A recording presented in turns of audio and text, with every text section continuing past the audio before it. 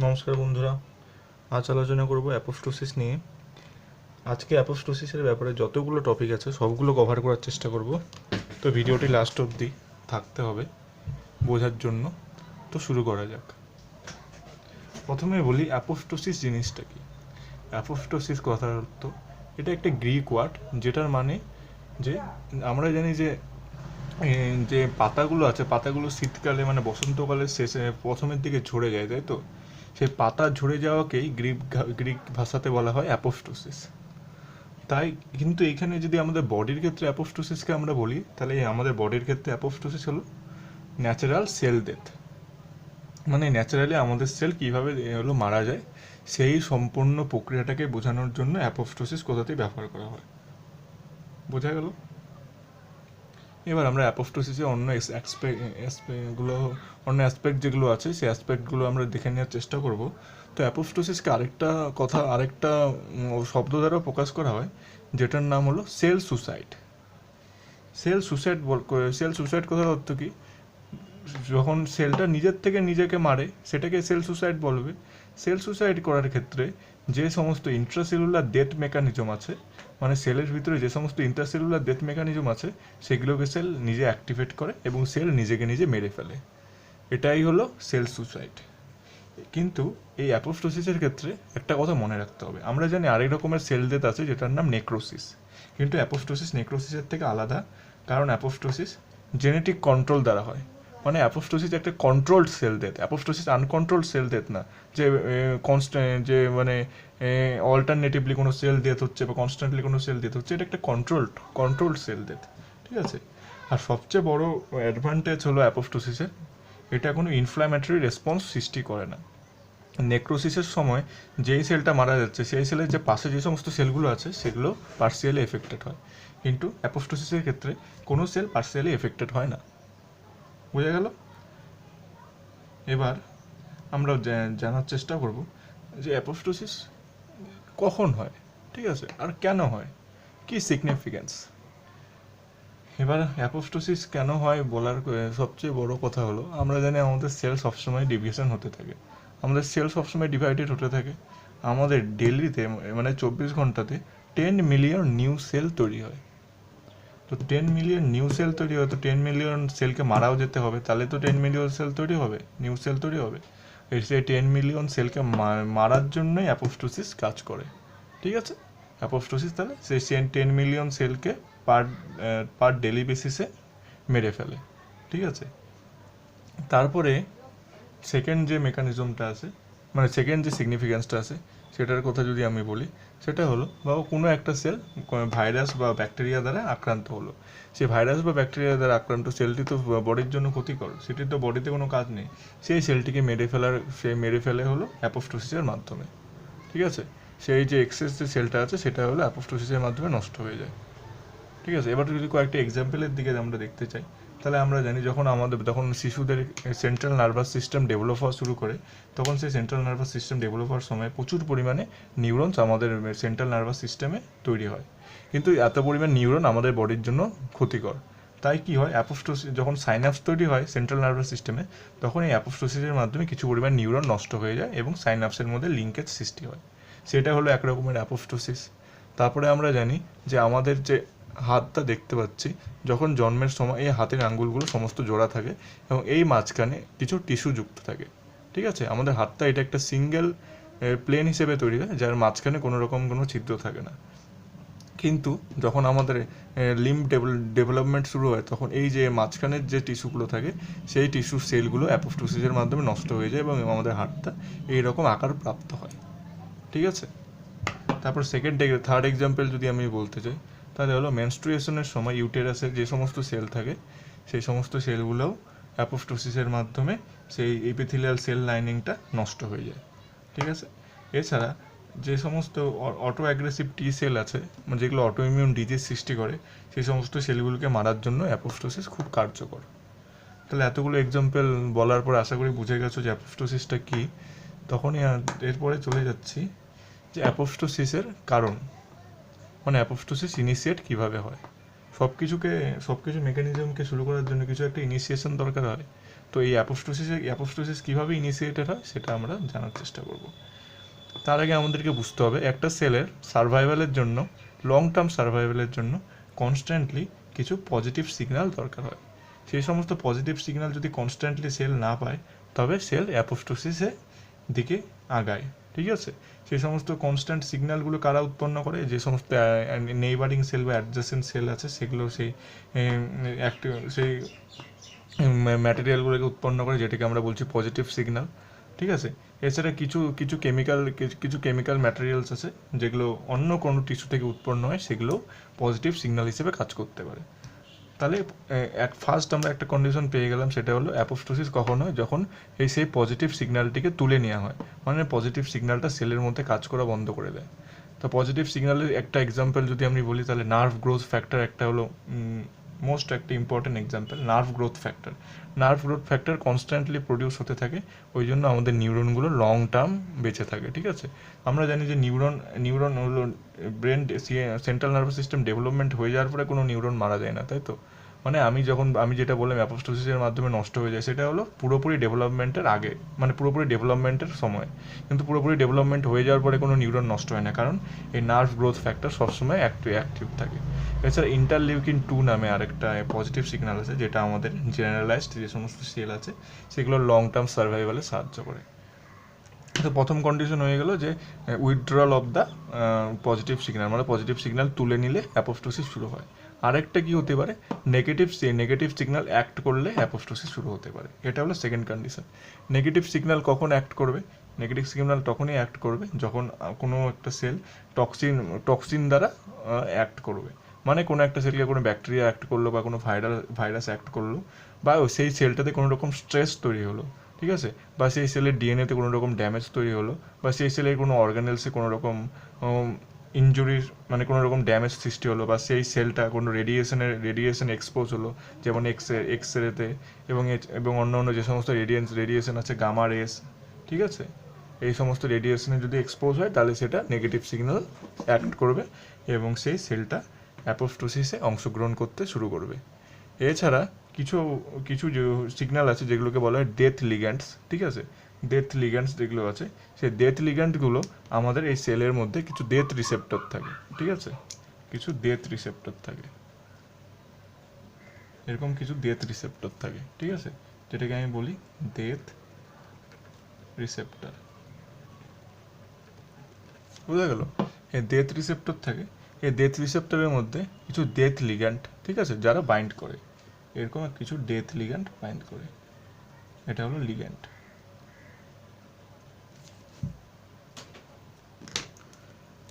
Sorry, একটু অন্য কালারে দেখাই, তাহলে আশা করি বুঝতে অসুবিধা হবে না। এই যে এইটা হলো ডেথ লিগ্যান্ড। ঠিক আছে, বুঝা গেল? এই ডেথ লিগ্যান্ডটা বাইন্ড করার পরে, এই ডেথ লিগ্যান্ডটা বাইন্ড করার সঙ্গে সঙ্গে অ্যাপোস্টোসিস শুরু হয়ে যায়। এবার এই ডেথ লিগ্যান্ড এবং ডেথ রিসেপ্টরে আমরা এক্সাম্পল দিয়ে নিই। ডেথ লিগ্যান্ড যেগুলো আছে সেগুলোর মধ্যে উল্লেখযোগ্য হলো টিস্যু নেক্রোসিস ফ্যাক্টর। আশা করি সবাই এই নামটা শুনেছো, টিস্যু নেক্রোসিস ফ্যাক্টর, যেটা ক্যান্সার প্রতিরোধে ব্যবহার করা হয়। আমাদের বডি নিজেরা উৎপন্ন করে টিস্যু নেক্রোসিস ফ্যাক্টর, যাতে কোনো সেল ক্যান্সার সেলে না পরিণত হয়ে যায়। ঠিক আছে, tissue necrosis factor alpha, tissue necrosis factor beta, এরকম নানা রকমের টিস্যু নেক্রোসিস ফ্যাক্টর আছে। এছাড়া ফ্যাস লিগ্যান্ড নামে একটা লিগ্যান্ড হয়, যেটা ডেথ লিগ্যান্ড হিসেবে কাজ করে। আর ডেথ রিসেপ্টরের মধ্যে ফ্যাস লিগ্যান্ডকে বাইন্ড করবে ফ্যাস রিসেপ্টর। ঠিক আছে, তারপরে আমাদের যেটা হলো বললাম টিস্যু নেক্রোসিস ফ্যাক্টর, সেটাকে বাইন্ড করবে tissue necrosis factor receptor 1, tissue necrosis factor receptor 2, etcetera, এরকম রিসেপ্টর আছে। এবার আমাদেরকে একটা জিনিস মনে রাখতে হবে, এই অ্যাপোস্টোসিসের সাথে একটা সেলুলার অর্গানেলসের ডাইরেক্ট কানেকশন আছে। সেই সেলুলার অর্গানেলসটির নাম হলো মাইটোকন্ড্রিয়া। ঠিক আছে, সেই সেলুলার অর্গানেলসটির নাম হলো মাইটোকন্ড্রিয়া। এবার আমাদেরকে মনে রাখতে হবে, আমরা জানি যে আমার সেলের মধ্যে কিছু লাইসোজোম থাকে, তাই তো? সেলের মধ্যে কিছু লাইসোজোম থাকে, লাইসোজোমে অনেক প্রোটিওলাইটিক এনজাইম থাকে। প্রোটিওলাইটিক এনজাইম মানে যে সমস্ত এনজাইম প্রোটিনকে ভেঙে ফেলে, আর আমরা জানি আমাদের সেলের বেশিরভাগ অংশই প্রোটিন দিয়ে তৈরি। যাই হোক, এই যে প্রোটিওলাইটিক এনজাইমগুলো, তার মধ্যে একটা এনজাইম থাকে যেটা কিছু পরিমাণ সাইটোপ্লাজম থাকে এবং লাইসোজোমে বেশিরভাগ পরিমাণ থাকে, তার নাম হলো ক্যাসপেজেস। ঠিক আছে, সেটার নাম হলো ক্যাসপেজেস।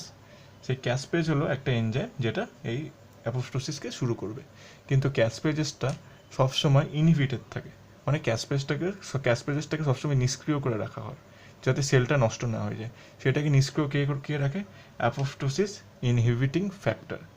অ্যাপোপ্টোসিস ইনহিবিটিং ফ্যাক্টর, সবাই একটু নোট করে নেবে, অ্যাপোপ্টোসিস ইনহিবিটিং ফ্যাক্টর। এই অ্যাপোপ্টোসিস ইনহিবিটিং ফ্যাক্টরটি ক্যাসপেজেসকে সবসময় ইনহিবিট করে রাখে, ক্যাসপেজেসকে সবসময় ইনহিবিট করে রাখে। ক্যাসপেজেস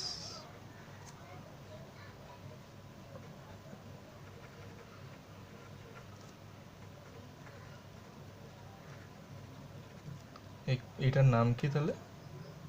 এটার নাম হলো অ্যাপোপ্টোসিস ইনহিবিটিং ফ্যাক্টর, AIF। ঠিক আছে, অ্যাপোপ্টোসিস ইনহিবিটিং ফ্যাক্টর। এই অ্যাপোপ্টোসিস ইনহিবিটিং ফ্যাক্টরটি সবসময় ক্যাসপেজেসগুলোকে ইনহিবিট করে রাখে। এবার যখন এই ডেথ রিসেপ্টর বা ডেথ লিগ্যান্ড বাইন্ড করে, বা যখন আমাদের নেগেটিভ সিগন্যাল এসে এখানে অ্যাক্ট করে, বা পজিটিভ সিগন্যাল পাওয়া বন্ধ হয়ে যায়, তখন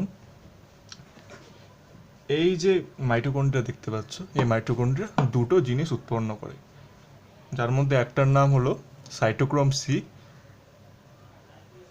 এবং আরেকটির নাম হলো আমাদের second mitochondria derived activator of caspases. Second mitochondria derived activator of caspases. ঠিক আছে, তাহলে এখানে লিখে দিই,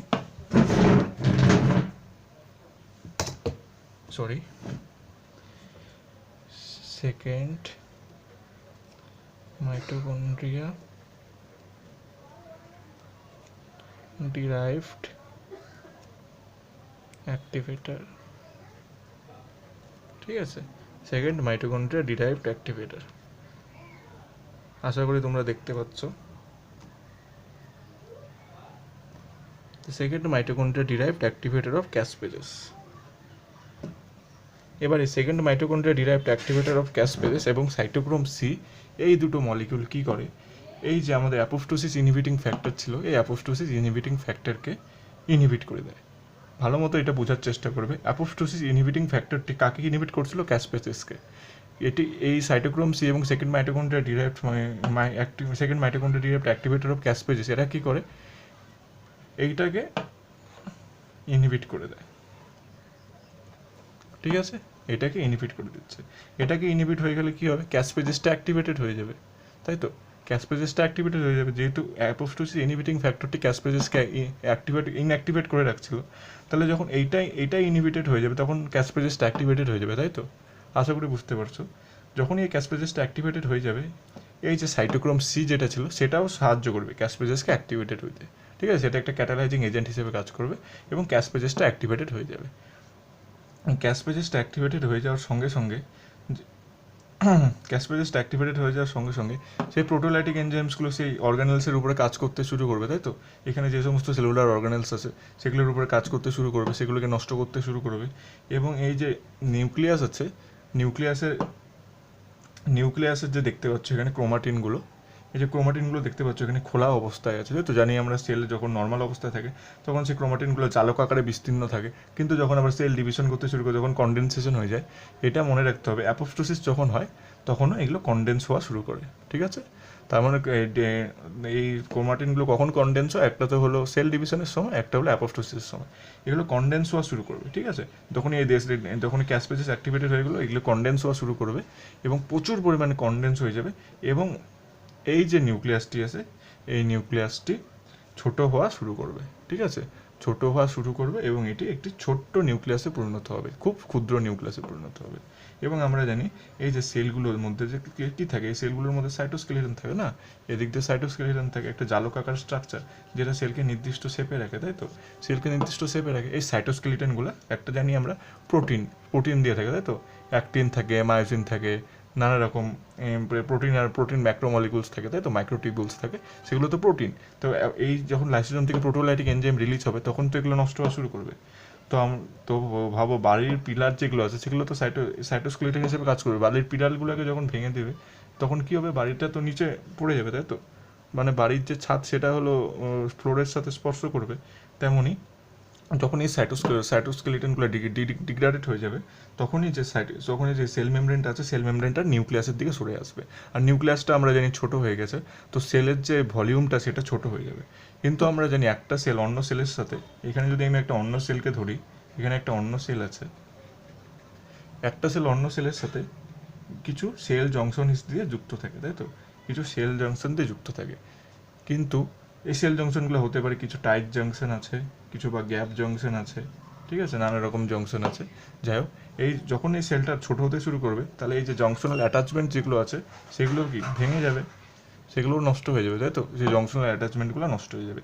ফলে সেই সেলটা অন্য যে সেলটা অ্যাপোপ্টোসিস হচ্ছে, এই সেলটা অন্য কোনো সেলের টাচে থাকবে না।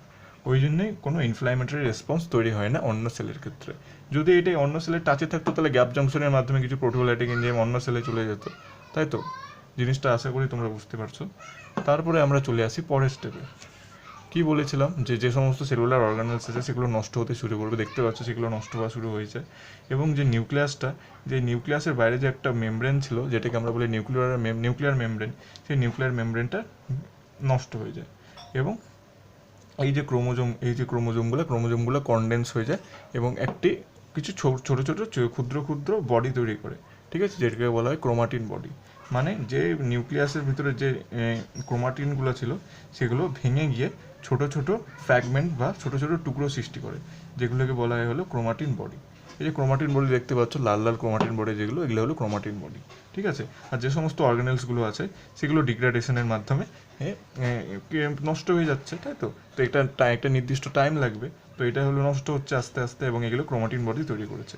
এর পরের স্টেপে আমরা দেখতে পাচ্ছি যে এই প্রসেসটা সেম প্রসেস চলছে। তো পরের স্টেপে যখন আমরা দেখতে পাবো যে অর্গানেলসগুলো মোটামুটি নষ্ট হয়ে গেছে, শুধু তাদের কিছু ফ্র্যাগমেন্টস বেঁচে আছে, ঠিক আছে, কিছু ডেব্রিস বেঁচে আছে, এবং ক্রোমাটিন বডিগুলোকেও আমরা দেখতে পাচ্ছি চারিদিকে ছড়িয়ে গেছে। এবং যে সেল মেমব্রেনটা ছিল, সেল মেমব্রেনটা একটি বালবিউলার শেপ নিয়েছে, মানে বাবেল টাইপের একটা শেপ নিয়ে নিয়েছে, ঠিক আছে, বাবেল টাইপের একটা শেপ নিয়ে নিয়েছে। মানে যেহেতু সাইটোস্কেলেটনটা নষ্ট হয়ে গেছে, তাই যে স্ট্রাকচারটা একটা আনইউনিফর্ম হয়ে গেছে, মানে ইউনিফর্ম নেই, ঠিক আছে, এটা ইউনিফর্ম নেই। দেখতে পাচ্ছ যে বালবিউলার একটা স্ট্রাকচার নিয়েছে, তাই তো? এটি হলো ফাইনাল স্টেজ। এরপরে যেটা হবে, পুরো সেলটা কোল্যাপস হয়ে যাবে, কোল্যাপস হয়ে ছোটো ছোটো টুকরোতে বিভক্ত হয়ে যাবে, যেগুলোকে বলা হয় অ্যাপোপ্টোটিক বডি, ঠিক আছে। মানে কি হলো, এই পুরো সেলটা কিছু ছোটো ছোটো টুকরোয় ভেঙে যাবে, ঠিক আছে। এই ছোটো ছোটো টুকরোগুলোর মধ্যে সাইটোপ্লাজম, কিছু সেলুলার অর্গানেলস, ঠিক আছে, কিছু ডিগ্রেডেটেড সেলুলার অর্গানেলস সব কিছু অবস্থান করবে এবং এই ছোটো ছোটো টুকরো হয়ে যাবে, তাই তো? এই ছোটো ছোটো টুকরোকে বলা হচ্ছে অ্যাপোপ্টোটিক বডি। অ্যাপোপ্টোসিস হচ্ছে আর কি তৈরি করছে, অ্যাপোপ্টোটিক বডি, ঠিক আছে। এবার অ্যাপোপ্টোটিক বডিগুলোকে কী হবে, আমরা জানি যে আমাদের শরীরে কিছু ম্যাক্রোফেজ আছে, তাই তো, কিছু ডেনড্রাইটিক সেল আছে, এবং আরও কিছু লিম্ফোসাইট আছে, যেমন নিউট্রোফিল আছে। তারা কি করে, যে ফ্যাগোসাইটোসিসের মাধ্যমে হলো আমাদের যে সমস্ত জিনিসগুলো লাগে না, মানে যে সমস্ত জিনিসগুলো এক্সট্রা এক্সক্রিটরি প্রোডাক্ট, সেগুলোকে রিমুভ করে। তাহলে এটা ফ্যাগোসাইটোসিস হবে, ফ্যাগোসাইটোসিসের মাধ্যমে এইটি নষ্ট হয়ে যাবে, ফ্যাগোসাইটোসিসের মাধ্যমে নষ্ট হয়ে যাবে এবং এনগ্লাফ হয়ে যাবে, তাই তো? এটা ফ্যাগোসাইটোসিস জানি কীভাবে নষ্ট করে, ফ্যাগোসাইটোসিসটা সেটাকে গিলে ফেলবে, তাই তো? ফ্যাগোসাইটোসাইজড করে ফেলবে, মানে এগুলোকে গিলে ফেলবে, সেলগুলো এসে এগুলোকে গিলে ফেলবে, গিলে এগুলোকে নষ্ট করে দেবে, তাই তো? এগুলোকে নষ্ট করে দেবে, তাহলে কোনো সেলুলার ডেব্রিস আর বেঁচে থাকলো না, সব ফ্যাগোসাইটোসাইজড হয়ে নষ্ট হয়ে গেল। এবার যেই প্লেসটা হলো খালি হলো, মানে যেখানে সেলটা ছিল সেইখানে একটা নতুন সেল এসে সেলুলার হোমিওস্টেসিস রক্ষা করবে, ঠিক আছে, সেলুলার হোমিওস্টেসিস মেনটেন করবে। তাহলে এবার আশা করি বোঝা গেলো যে অ্যাপোপ্টোসিস কেন প্রয়োজনীয়, ঠিক আছে। আমাদের শরীরে প্রতিদিন 10 মিলিয়ন সেল অ্যাপোপ্টোসিসের মাধ্যমে রিমুভ হয়, এটা মনে রাখা খুব প্রয়োজনীয়, 10 মিলিয়ন সেল অ্যাপোপ্টোসিসের মাধ্যমে রিমুভ হয়। এবার অ্যাপোপ্টোসিস আমরা তাহলে বুঝলাম বৃদ্ধির জন্য মানে আমাদের শরীরের নর্মাল গ্রোথ এবং ডেভেলপমেন্টের জন্য খুবই উপযোগী। কিন্তু অ্যাপোপ্টোসিস যদি কম বেশি হয়ে যায়, তাহলে বডি নষ্ট হয়ে যাবে, মানে বডিতে প্রচুর প্রবলেম দেখা যাবে। এটা একটা খুব এসেন্সিয়াল একটা স্টেজ, যেটা রক্ষা করা খুবই খুবই খুবই জরুরি। এবার আমি প্রথমে বলি, যখন অ্যাপোপ্টোসিস কম হবে, তাই তো? অ্যাপোপ্টোসিস কম কখন হয় বলো তো? সোজা আনসার, ক্যান্সারের সময় আমরা কি জানি, সেলটি মারা যায় না। ক্যান্সার কখন হয়, যখন সেলটির অ্যাপোপ্টোসিস হয় না, মানে সেলটির যে আমি কি বললাম যে এটা অ্যাপোপ্টোসিস জেনেটিক কন্ট্রোলের আন্ডারে আছে, যখন সেটি জেনেটিক কন্ট্রোলের বাইরে চলে যায়, তখন সেই কোষটি মারা যায় না। এবং কোষ্ঠী গ্রোথ করতে থাকে, ডিভিশন করতে থাকে, গ্রোথ করতে থাকে, ডিভিশন করতে থাকে এবং ক্যান্সার সেলের সৃষ্টি করে এবং যেটা টিউমার সৃষ্টি করে, আমরা যেটাকে বলি বিনাইন টিউমার, ম্যালিগন্যান্ট টিউমার, ঠিক আছে। তার মানে ক্যান্সারের সময় এই অ্যাপোপ্টোসিসটা ইনক্রিজ হয়ে যায়, অ্যাপোপ্টোসিসটা ডিক্রিজ হয়ে যায়, মানে অ্যাপোপ্টোসিস কম পরিমাণে হয়, ওই জন্য তো ক্যান্সারটা সৃষ্টি হয়, তাই তো। এছাড়া আমরা জানি কিছু হলো লিম্ফো পলিফারেটিভ ডিজিজ আছে, মানে লিম্ফো পলিফারেটিভ ডিজিজ মানে যে সমস্ত ক্ষেত্রে প্রচুর পরিমাণে লিউকোসাইট মানে লিম্ফোসাইট উৎপন্ন হতে থাকে, সেটাকে বলে লিউকোপলিফারেটিভ ডিজিজ, ঠিক আছে। এই লিউকোপলিফারেটিভ ডিজিজে শরীরে প্রচুর পরিমাণে লিম্ফোসাইট জমা হয়ে যায় এবং অটো ইমিউন ডিজিজ তৈরি করে কিছু অনেক সময়। সেক্ষেত্রেও হয় কি, এই অ্যাপোপ্টোসিসটা কম থাকে, ওই জন্য এই রোগগুলো সৃষ্টি হয়।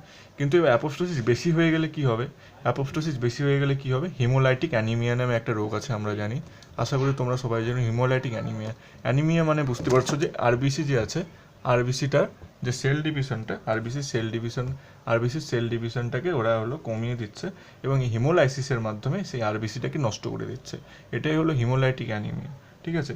এছাড়া কোন কোন ক্ষেত্রে হতে পারে, এইডস রোগের ক্ষেত্রে হতে পারে, যেহেতু আমাদের ইমিউন সেলগুলো খুব অ্যাক্টিভ হয়ে যায়, তাই অ্যাপোপ্টোসিসের যে ফ্যাগোসাইটোসিস পদ্ধতির মাধ্যমে প্রচুর পরিমাণে সেলকে শরীর থেকে রিমুভ করতে থাকে।